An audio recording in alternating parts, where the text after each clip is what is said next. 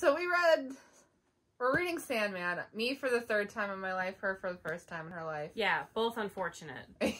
Where did Grant go? She took the F off. Oh, my children. But this is the second episode, if you prefer, of us reading Sandman. Second and maybe last. This is for volume 3 and 4. We haven't read 4 yet, but we read 3. Boy, did we read 3. Yeah. I fucking hate 3. Here's the thing. 2 was okay. 1 and 3 fucking suck. Here's the thing. About 3. 3 is 3 stories. 4. 2. What was the 4th one? It's that superhero woman who wants to die, so death kills her. Oh, yeah. Or death shows her how to die. That was stupid as hell. Anyway. Okay, do you mind if I interrupt you real quick? Go ahead. I don't know what that is. I was really confused. Okay, if she doesn't know what it is and it's a DC thing, then I have no hope. Who was she? I've never seen her before. They called her a, metamorphe? I don't know. I was really confused by that story. Okay, if she doesn't know, I have no prayer, so continue. What I was going to say, so 2 of these stories are the stories they did in the bonus episode of Sandman that came out like a week later, Calliope and the cats. I don't know what the title of the cat one is, because I don't care. I hate it. I don't care about the cats. I hate it. I don't care about the cats. I hate it. But that episode is what made me like Sandman. Specifically, Calliope. That's what I was going to say. Specifically, the Calliope one. So now they've read the comic and seen the episode was masterfully done, and they cared more about making Rick. Was that his name? That was his pen name. Richard Murdoch. They cared more about, they made him sympathetic in the beginning. That didn't last very long, but they tried to make him a full character as opposed to in the comic where the first thing he did when he kidnapped Calliope, it literally said the first thing he did when he got home was rape her. Mm-hmm. And the premise is Calliope's a muse, and she can give you gifts. She can help you with your art, basically. And this struggling author buys her from an old author because he's old and dying and whatever, and Rick is trying to fix his career because he's way overdue on a book that he sold. And the guy who sold was like, so with her, you're supposed to woo her, but I found force more helpful. Mm-hmm. And in the show, he does try and woo her. He gets her presents and he's nice to her, and she's like, why don't you just let me go and then I'll help you? And he's like, nah, I'm not gonna do that. Just help me once and I'll let you go after. And she's like, just let me go now and I'll help you. And he doesn't, and he tries to woo her and it doesn't work, and he rapes her. In the comic, he doesn't try. He brings her home and he rapes her immediately, which they do a whole panel that is him raping her. In the show, it was pretty tasteful. You see him trying to write and he can't, and he goes upstairs and you hear him say her name. And then, it cuts, and then he's back down at the computer, and I think his shirt is a little unbuttoned, and he's got blood on his cheek from where she scratched him. And I am very appreciative that they did that instead of show it or have, her screaming or something. But yeah, the comic decided to do a panel. The comic was pretty much the same exact thing as the episode, except the episode was so much better done. They had the same thing with Dream coming in and, getting revenge. I have 2 things to say. First, I'm going to argue with you a little bit. I don't want to sympathize with a rapist. If you're the kind of person who's going to rape someone, I don't need the story to try to make you look sympathetic at first. I'm going to hate you no matter what. I don't want to see the story trying to, show you humanity. I did not want to sympathize with him, but there was the tension of, oh, he's not going to do it because he's nice. And then he does it, you find out he's not nice. I don't sympathize with him when he rapes her. I'm saying that I don't want the story to try and make him look sympathetic at all. He is a monster. That's it. He is, but it was I appreciated it more because it was oh, he's not going to do it. And then he does it, and it's ugh, I hope you die. And then it's delicious at the end when Dream comes in. But for me, also, I'll say this. The actor who played him is Rory from Doctor Who. So that was part of it because I love Rory. But they show him, it's oh, he's just a nice guy who's struggling and he's trying to woo her. There's no way he's going to do it. And then he does. And it's just everything I thought was wrong. Screw him. I hope he dies. And in the comic, yeah, it just cut right to it and not I don't know. I would prefer the character he seemed more fleshed out in the show than the comic. Because they didn't try and make you sympathize at all with the other guy. He was just a disgusting pig. And in this one, like, they try and make him seem like a nice guy. And then it's like, no, he's not a nice guy. He's an evil rapist, too. So, and he's Rory from Doctor Who. Gentle, loving Rory. The episode was great, though. And the cat one sucked. I hate the cat other thing one. I'll say is the comics have absolutely no understanding of emotional depth with characters. I'm sorry, Neil Gaiman can't write a comic and have emotional depth. I've reread 3 of these. It hasn't happened. I hate saying negative things about Neil Gaiman because everyone loves him. I don't necessarily As a person, I'm sure he's fine, and as a, like, I've read his books and he can have like some emotional depth in his like novels, but in comics it just does not come through. I love the Graveyard book. Part of that might be because the drawings in the comics, no offense to the artists, Like the art. It's not very good. I have a hard time when the art isn't good too, like Arkham Asylum, A Serious House on Serious Earth. I love Grant Morrison, they're wonderful, but the art is like, it's so hard to read. So that was a problem. My other problem is that so far every single female character of note that isn't an endless has been sexually assaulted. It doesn't surprise me. It doesn't surprise me either. It's just exhausting. Men really fall back on that. Oh yeah. In their writing, like I think guys do rape way more than women do, and it's just like, yeah, of course, what an easy thing for you to throw in to make someone look evil or to hurt someone. That's their favorite thing to go to. Also, with the comic, there's a part where after the guy leaves, Calliope calls out to the 3 sisters, and they come to her, and like she's desperate to get out. She's just like, save me from this torment. She's very clearly, traumatized and upset. And then when Dream does save her, she's just fine. She's just like back to normal. Again, better done in the show. Because she asks for help. They're like, we can't help you, but you should ask Dream. And she's like, he'll never talk to me because of what happened with our son. And then Dream comes in, and he's like an actual person, and he's like got empathy for her, as opposed to in the friggin' comics where he sucks all the time. Yeah. Like, I love him in the show. Like, the show just improves on I was waiting for this story in particular because it's what made me like the show. And it's so strange to see something adapted, like, 1 for 1, but one of them could be so much better. Like, the adaptation just blows the comic out of the water, even though every single beat, for the most part, was identical. And that's how other parts of this have been. And I don't necessarily understand, because I'm not normally a person who's like, the show or the movie's better, but like, it's less gross at the very least. The second story is about cats and how this one cat had her babies murdered by her owners, so she's on a quest to make all the or at least 1,000 cats dream at once of a new world where cats are in charge. Yeah, because if enough people dream, then it'll become true, I guess. And I want to say... I feel pretty confident saying 1,000 people at night dream that they can fly. I've had that dream. I want to say, if my husband put 5 kittens in a sack and drowned them, I wouldn't just be chill with it. Like, oh no, I'd leave him. I would get him arrested. Yeah, I would get him arrested, and I would leave him, and I would take the cat with me. If he killed even one cat on purpose. Also, like, the bullshit of, like, they're not worth anything. Just give them away. Yeah. You can't find 5 little girls in your neighborhood who are going to be like, ooh, kittens. And it's just like, yeah, that was weird. And it's like, I know that's easier for you, but you also could have just dumped him in any shelter. Like, you didn't have to tie him in a sack and drown them. So that annoyed me. But like, I was just irritated because it's like, what kind of a person would not say boo to their husband drowning 5 kittens? Because genuinely, if I was with someone who even joked about you're both that... psychopaths. Yeah, don't kill cats. If I was with someone who suggested it or joked about it or anything, the relationship would be over. If you actually did it, I would get you arrested and divorce you. Yeah. You absolute menace.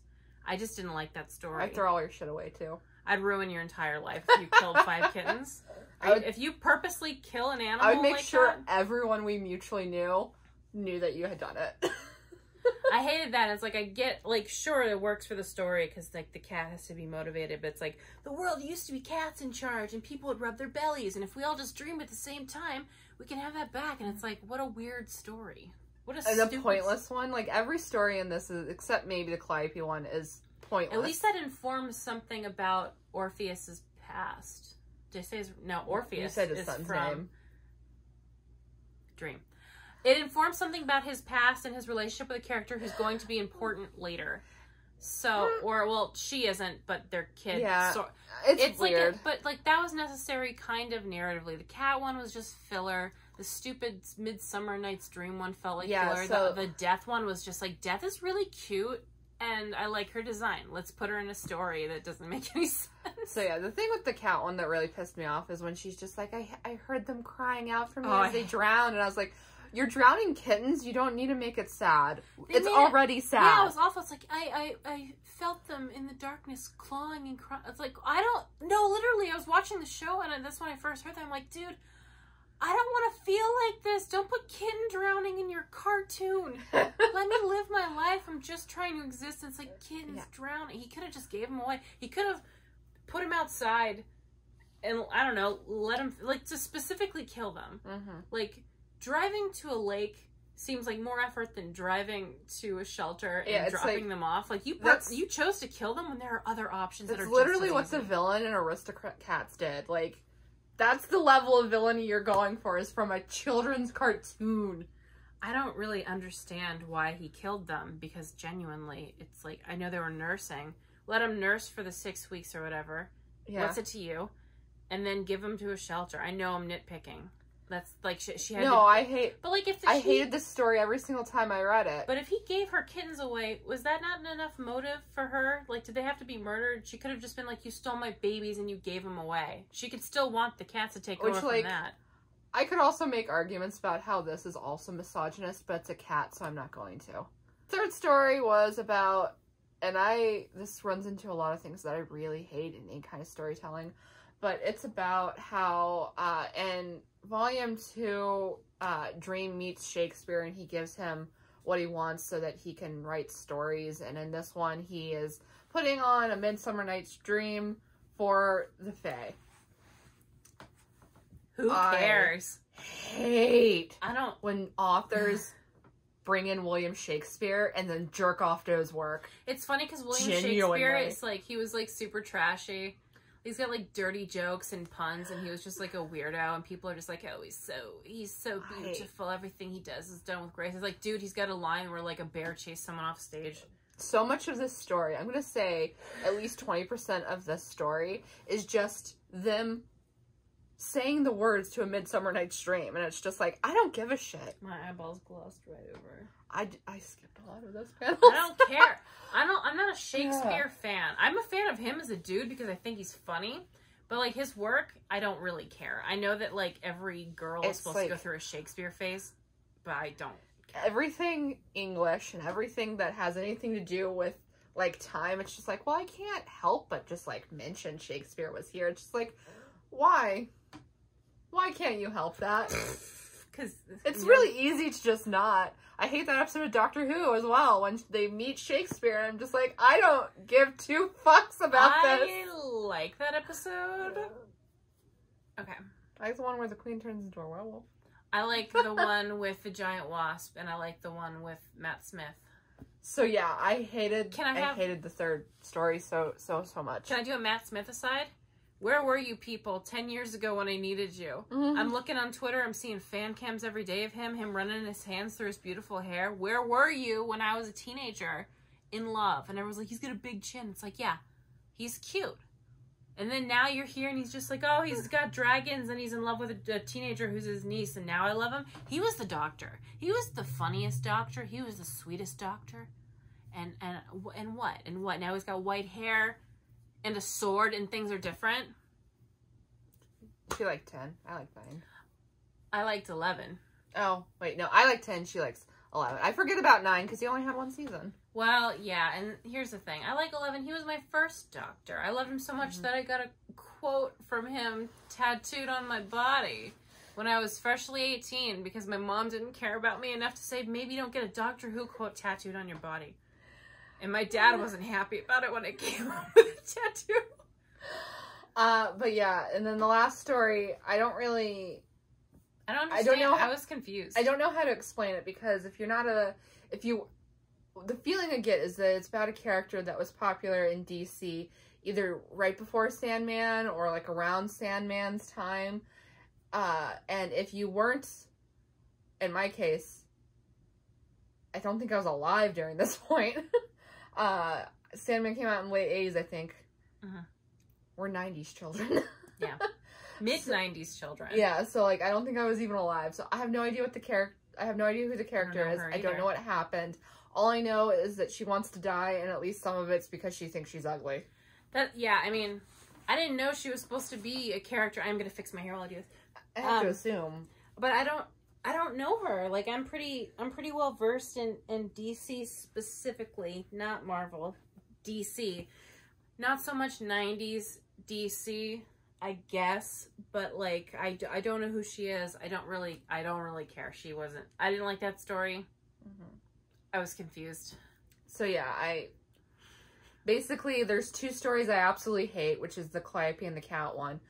One that I wish just didn't exist, which is the Shakespeare one, and one that I have no feelings on because I don't understand it very well. So I gave it a 1 star the second time I read it. I gave it a 1 star this time, and if I had been reading stuff, I would have given it a 1 star the first time I read it. I didn't actually fix my hair. I gave it 2 stars because of the Calliope one existing, because it exists, and now it exists in the show, and I love the one in the show. That's me being generous, I suppose. I feel bad that we're just going to be negative in all of these videos. We were positive about some things in the last one. Like, I don't like going in not enjoying things. And because I watched Sandman and it was meh, and I've had this thing with the comics for a long time wanting to read them. And now I'm just kind of bummed because I wish that it was done just a little differently so that I could have enjoyed it. But there's just so many, like, problematic, dumb things. And I'm not normally a stickler for problematic, because older things just are, and sometimes problematic can be like a little bit fun. This isn't depending fun. On the type. Yeah, like werewolf men. Problematic? Hell yeah. Rape? No. Yeah. I'm exhausted with it. It's just like every time I've ever read this comic, it's put me in a bad mood, and like I'm glad that I will never have to read it again. If you're reading the series, honestly, you could skip you could hop right over it. It feels like you could, and it wouldn't even matter. Because, I mean, I don't know how the rest of the series goes, but you do. And it's just like, is anything relevant other than he has a son that died and you find out this way? That was mentioned before. Right. It doesn't matter. So, like, yeah, you could skip this one, except if you want to consume the best story in it, watch the episode on Netflix if you can, because, like, the Cat one and the Calliope one are the most interesting. And I don't really like the Cat one very much. But I would suggest just watch the episode, because I thought the end of the Calliope one, when he was getting revenge on that scumbag, was like great. All right, well we'll see you next volume. I think that one is where he goes to hell, and I do enjoy the concept of that one. It's either the next one or the one after that. So at least I'll have that to talk positively about. I hope I like it. It would be great if I loved the second half of the series. I don't think I'm going to.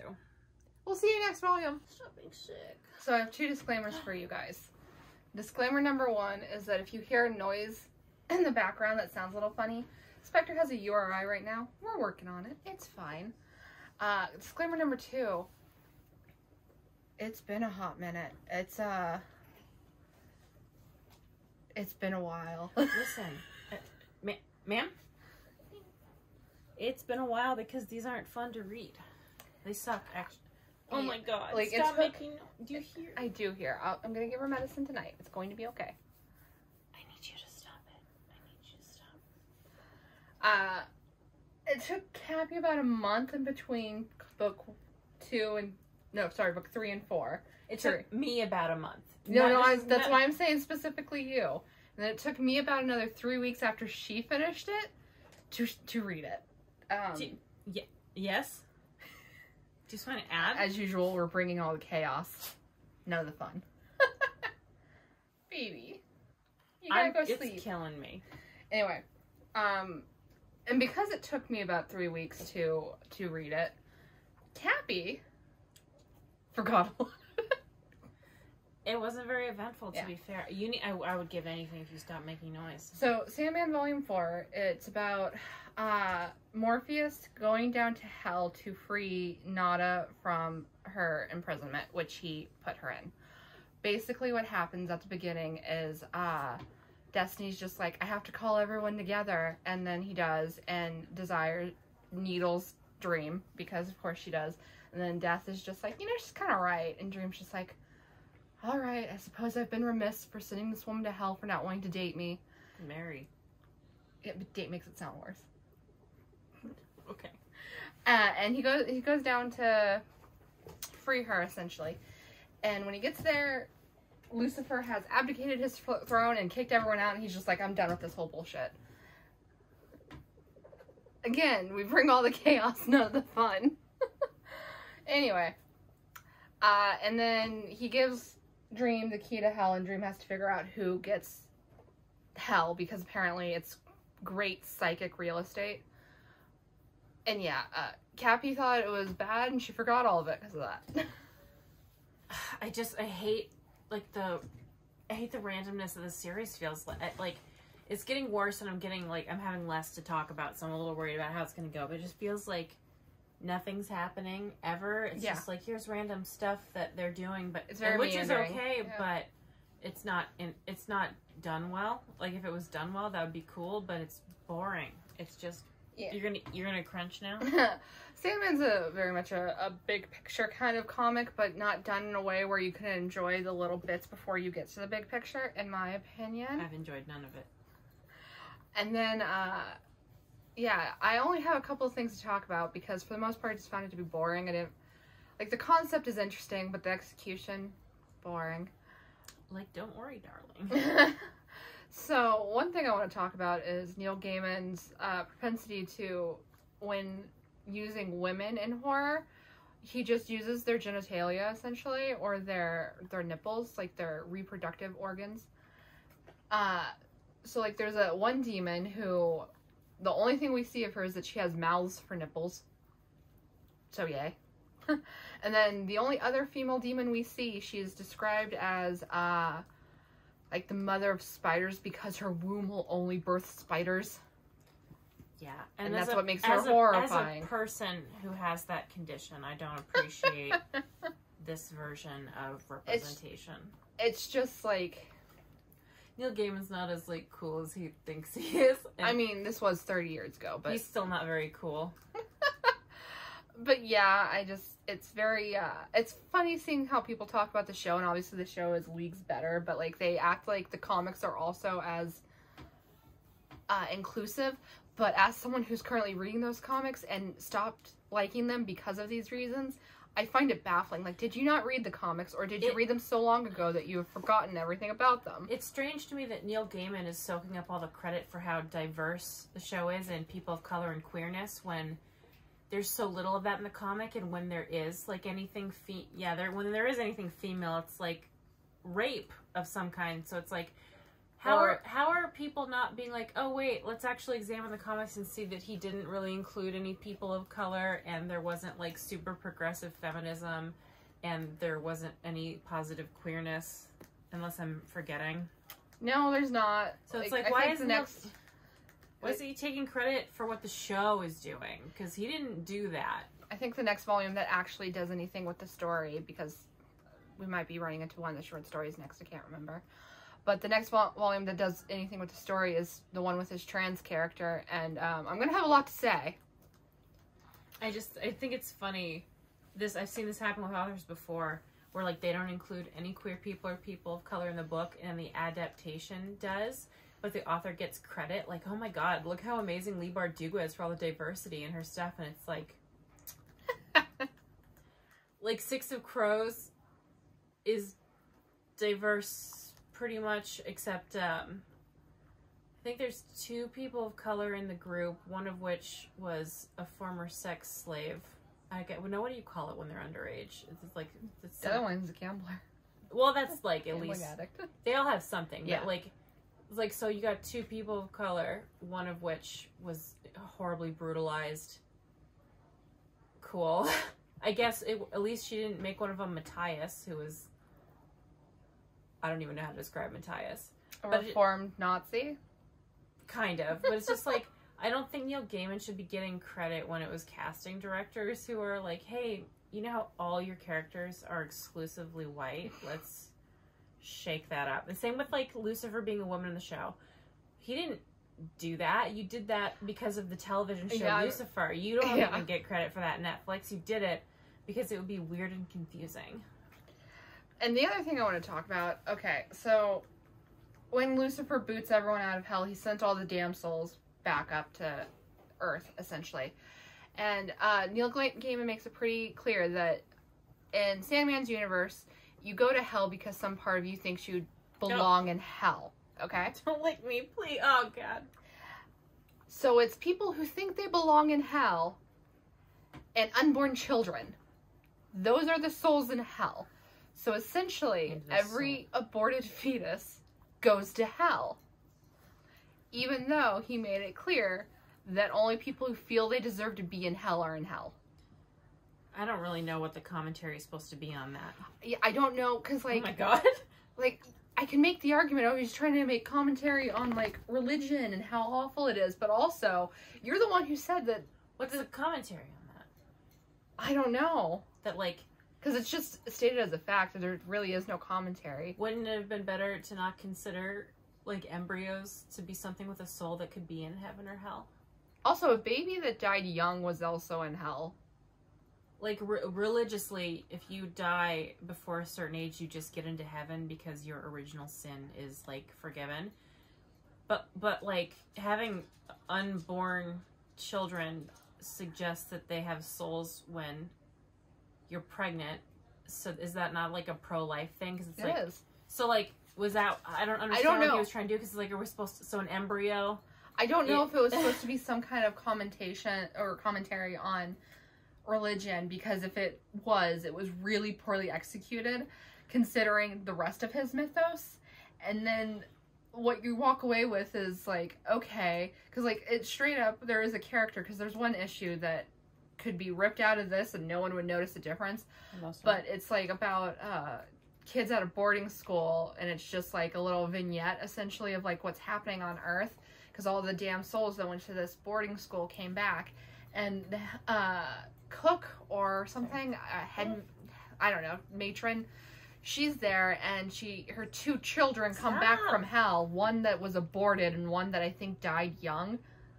So, like, it's very clear that baby was aborted. She says it. She's like, well, you know, I was 17, and it just seemed like the right... So, like, why is her unborn fetus in hell? I don't understand what he could have possibly been trying to say. I don't either. He's humanizing, like... Because what it sounds like is just, like, you sent them to hell by aborting them. Is that what it is? That is what it is. She sent that child to hell by aborting it.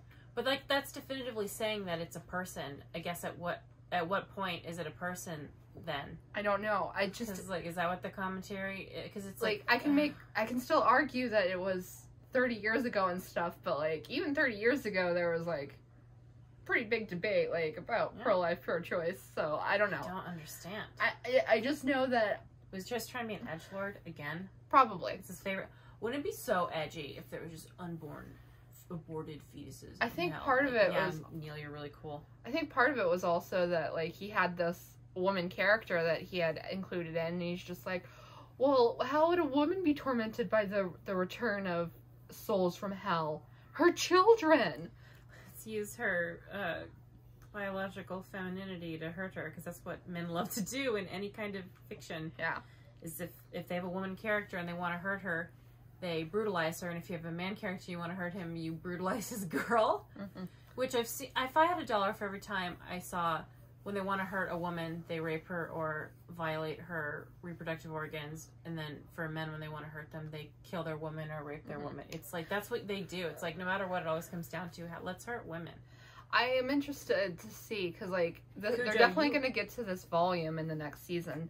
And since it's, like, definitively going to have a next season, I'm interested to see if they take all that boarding school stuff and just toss it out. Because I'm willing to bet you almost anything. They don't mention unborn souls at all. I mean, like, if there's not, like, a point they're trying to make, I don't see why they would. Because so far... Like, what are you trying to say? So far, from what you've said, the show's done a pretty good job of ironing out the Neil Gaiman issues. It takes all of the ideas and smooths them out into something tangible and, for the most part, entertaining. I still don't love the show. I have a lot of problems with the show, but comparing it now to the comic, it's like, oh wow, they really improved it. And like, we are a comic hater of this specific comic, so I guess that's not necessarily, it's coming from people who don't like the comic, but they iron out everything pretty well in the show, in my opinion. I think the casting is really good. They made Dream into someone who's entertaining enough to watch. Everything in this comic is like pulling teeth. It took me, I think, 3 hours to read this comic book, which is nuts. It shouldn't have taken me that long, but I was just so bored and I wasn't retaining any of it. By the time I was done with the comic, I was so happy. Like, I was so sick of it. And then, like, the end of the comic is just a whole bunch of, like, gods and other celestial beings or, like, powerhouses in this universe, like, trying to convince Dream to give them hell as real estate. And what Dream ends up doing is essentially God's just like, no, this needs to stay essentially the property of heaven. So he gives it to angels who are then forced to rule hell, even though the angels didn't fall technically like Lucifer did. So one angel essentially becomes evil immediately, instantaneously, and the other one's just depressed. Oh, so, it's us. Oh my god. So like that's our happy ending for hell, I guess. Which, like, I don't understand why you couldn't just give it to the demons, honestly. It's so boring. You keep talking, you keep saying things that I don't remember and I don't care. It's so, I don't get it. This is another situation where everyone loves it and I feel crazy because I can't find anything in it that I feel like is worth anything. And it's just like, everyone is like, this is so good. It's some of the best comics that have ever existed. And I have read so many comics. Yeah, and it's like, real. This is what you consider top two. It feels like that tweet of person who's only seen Boss Baby says second movie they've seen seems a lot like Boss Baby. Yeah.